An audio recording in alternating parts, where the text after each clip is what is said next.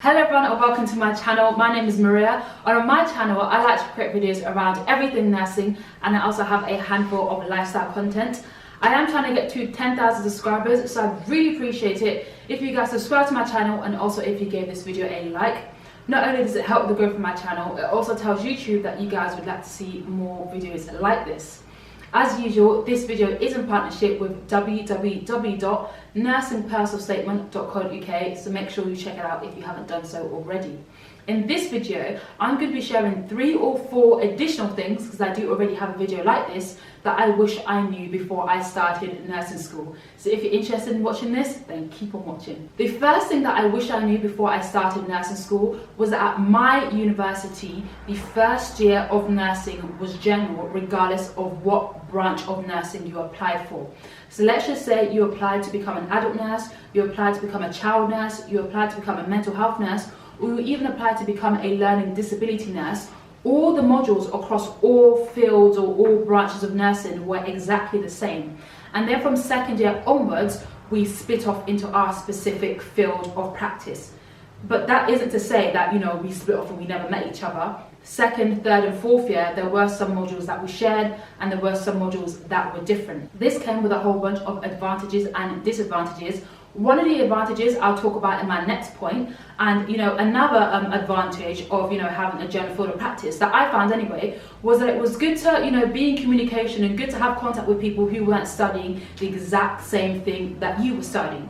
For example, I decided to study adult nursing, and I can say hand on heart, before I started my nursing degree, I had some warped ideas of what mental health nurses did. Honestly, I was thinking all they're doing is restraining people, pinning people to the floor, putting them in a prone position, giving them medication. But when I spoke to student nurses or student mental health nurses, they were able to tell me that no, mental health nursing isn't just that. It involves a whole array of conditions, and like they say, there's no health without mental health, and that is 100% true. So it was good just to be in communication, even with learning disability nurses, and to be able to see the similarities between learning disability nurses and mental health nurses. It was actually quite eye-opening. However, one disadvantage of having a first year that was general and not specific was that obviously if the first year is general, that also means that your placements will be general. For me, first year of my nursing degree, my first placement was on an adult respiratory ward, and then my second placement was at a community mental health placement. And I didn't really mind. I liked, having the experience of different branches of nursing, and I knew it was only going to be for first year.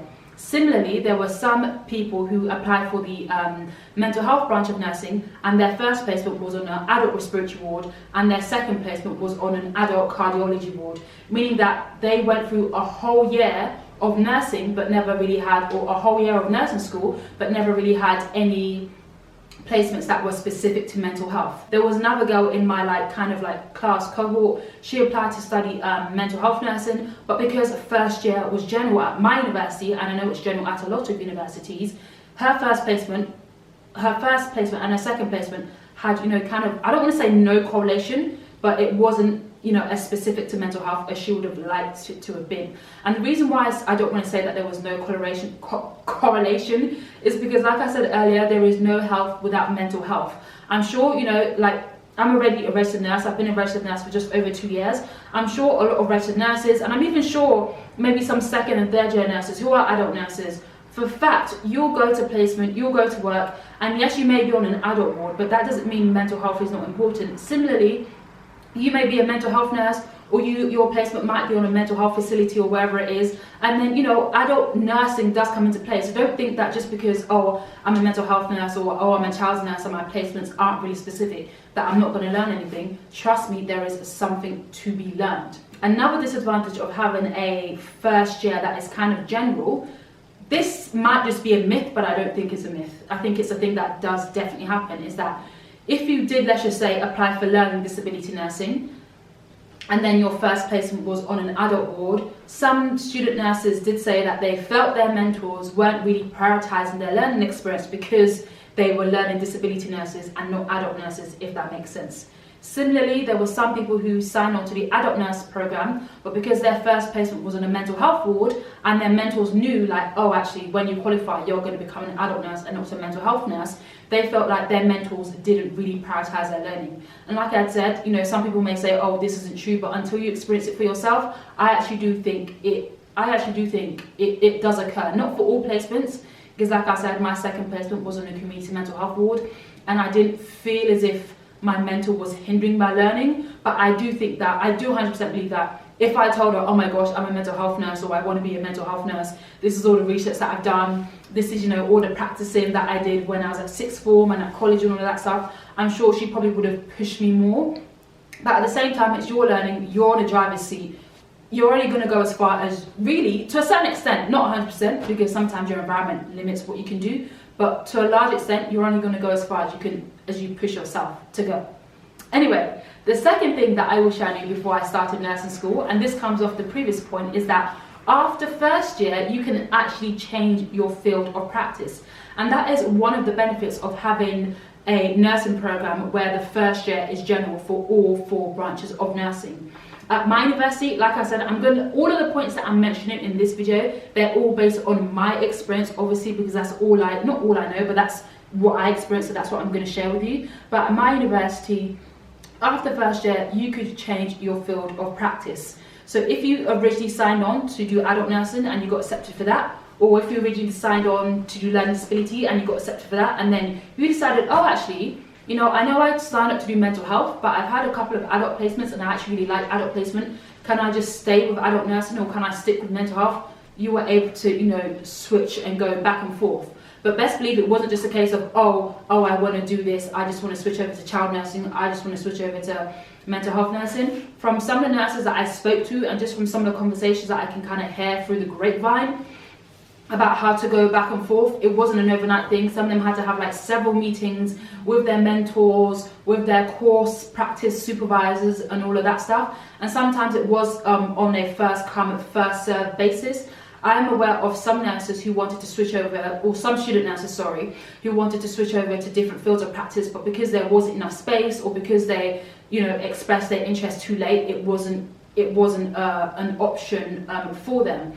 I also want to say, I actually talk about this myth in one of my other videos. It may be up on my channel, but it may not be up, but make sure you subscribe so you're notified when it does come up.